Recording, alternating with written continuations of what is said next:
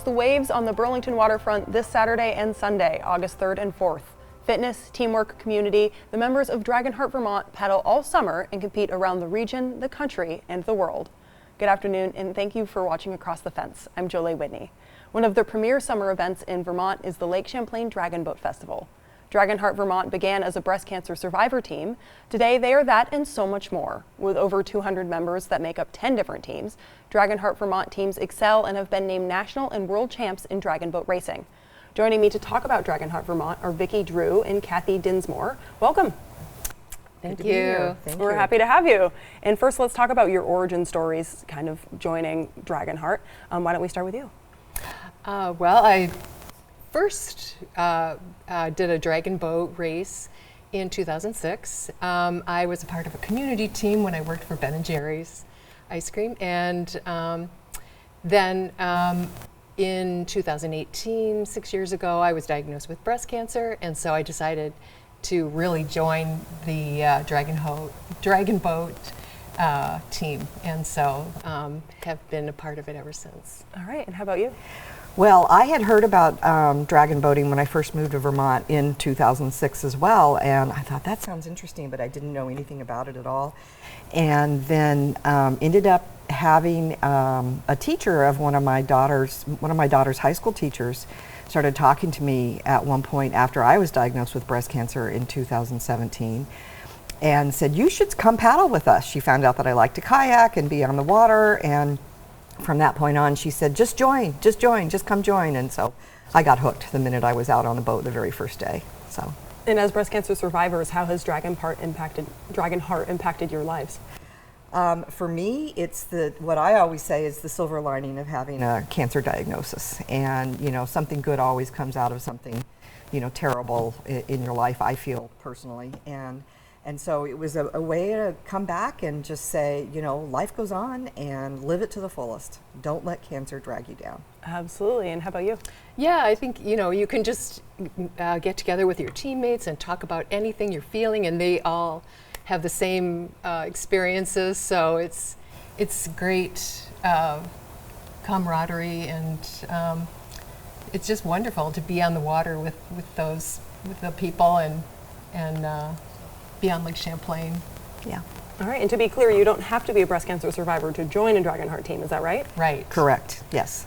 Yeah, we have over 200 members, and about 60 of us are breast cancer survivors. We have other cancer survivors that are part of the organization, but we call the rest of them the supporters. So. Absolutely. And how about, what about racing do you enjoy the most? We'll start with you, Cathie. It's exciting. I haven't really done a lot of racing, to be honest. I'm just kind of like embracing it in the beginning now. But last year, Vicky and I, we both were involved in the International Dragon Boat Festival in New Zealand. Wow. And so that was very exciting. There were teams from all over the world that competed, and that was very exciting. Actually, that day the races had to be shortened because of high winds, but it was very exciting.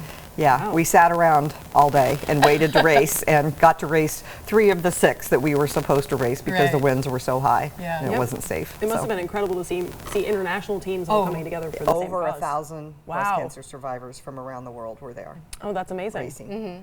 And let's talk about racing itself. Can you tell me a little bit about what dragon boat racing is? Well, dragon boating, it's a sport that originated in China over 2,000 years ago, and so there's either a small boat, 10-person, or a large boat, 20-person, and you either do like a 200 to 50, 500, or 2,000 meter races. So that's basically what it is.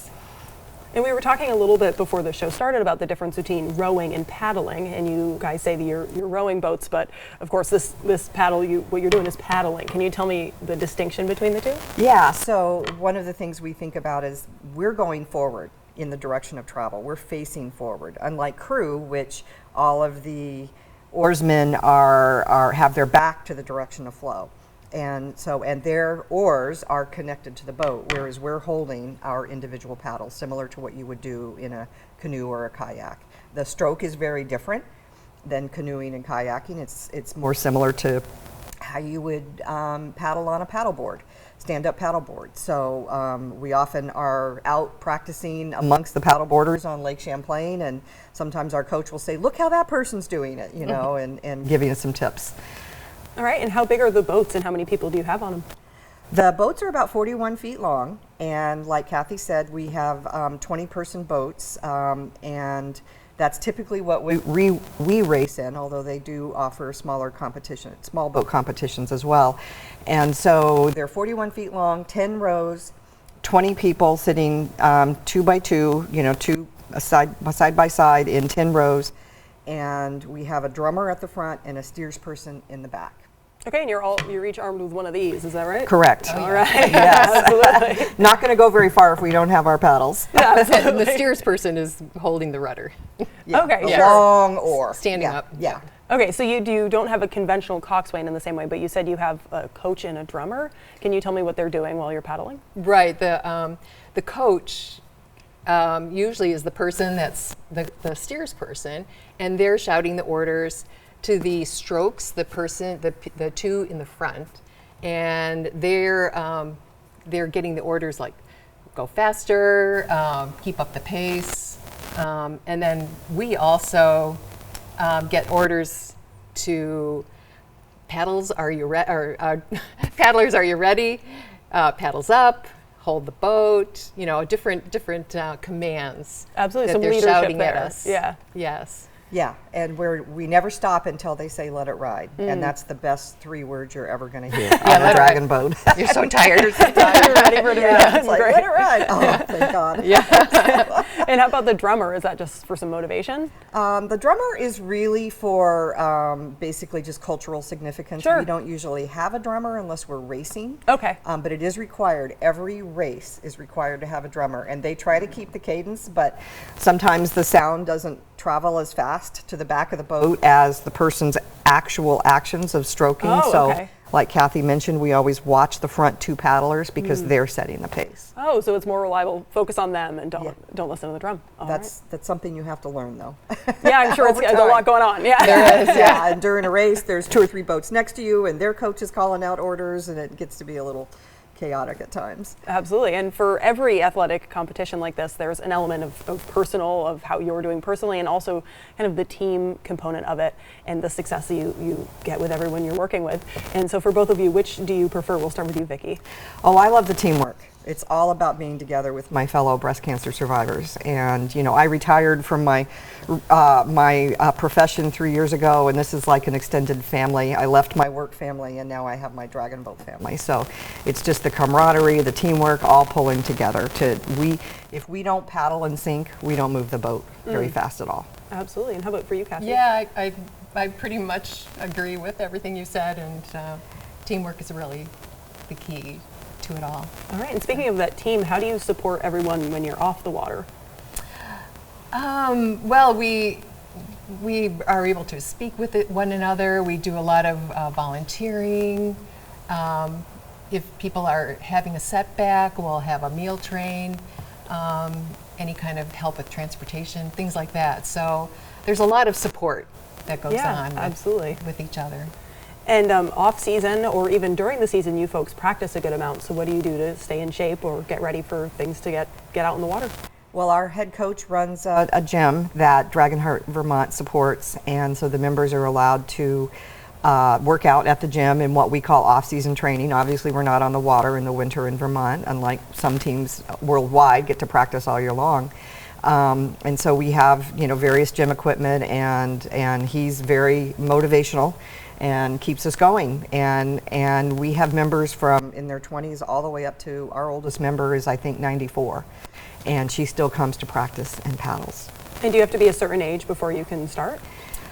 14 is our age limit. We don't have a youth division at this time, so some places do, but we don't.